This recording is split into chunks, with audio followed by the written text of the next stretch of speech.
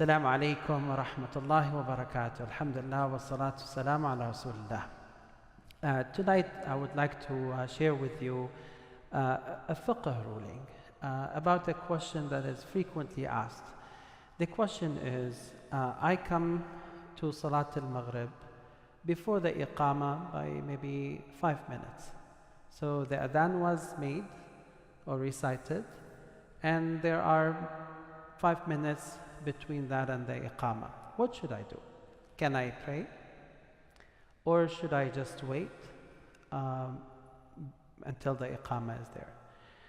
And this mas'ala has actually 3 opinions between our scholars.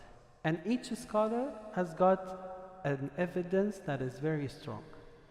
So I want everyone to really appreciate how our scholars have made their verdicts or their fatwas. They all came from the hadith, for the most part. And sometimes the same hadith can be interpreted at different ways. So let's hear this. In the Hanafi and the Maliki opinion, praying 2 rak'ah before Maghrib, after the adhan, before the Iqamah, is makruh. This is in the Hanafi and in the Maliki. And they have a hadith in Sunan Abi Dawud.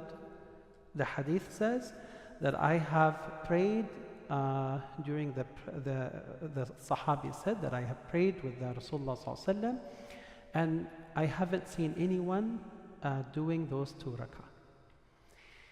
I believe it was by Ibn Umar radiallahu anhu. In the Shafi'i madhab, they actually say it is mustahab.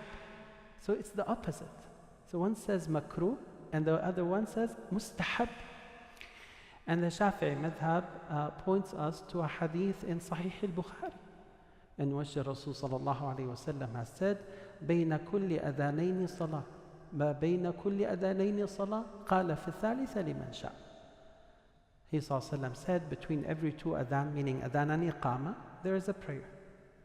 And he repeated that twice, and then he repeated that 3 times, and then after the 3rd time he said لمن شاء, for whoever wants.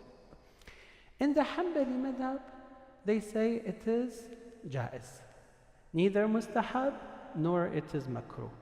And they have a hadith also in Sahih al-Bukhari. The hadith says that he sallallahu alayhi wa sallam saw us praying 2 rak'ah before Maghrib, after the adhan, but before the salah. He neither said don't do it, nor he asked us to do it. So he sallallahu alayhi wa sallam let them do the way that they did, radiallahu anhum jamia. So this is one of the masail that we see that our ulama radiallahu anhum have used every effort to look in the sunnah. And in fact, if you hear what the Imam Abu Hanifa and Imam Malik have said about the other ahadith, you will be convinced their way. And if you hear what Imam Shafi'i has said about the other hadith, you will be convinced his way. Similarly with the Hanbali. I think the bottom line here is that, number 1, we should appreciate our scholars. Number 2 is that we don't really have to dispute between us, you do this is haram, or someone would say, no, it's wajib, you cannot miss it. I mean, we should really acknowledge each other, especially that we are relying on those big names and they come with hadith, they come with evidence. And the 3rd one, I mean, if the person really is at ease to wait for the prayer, and he wants to follow the opinion that says don't pray, that's fine. But praying 2 rak'ah, inshallah, should be also fine.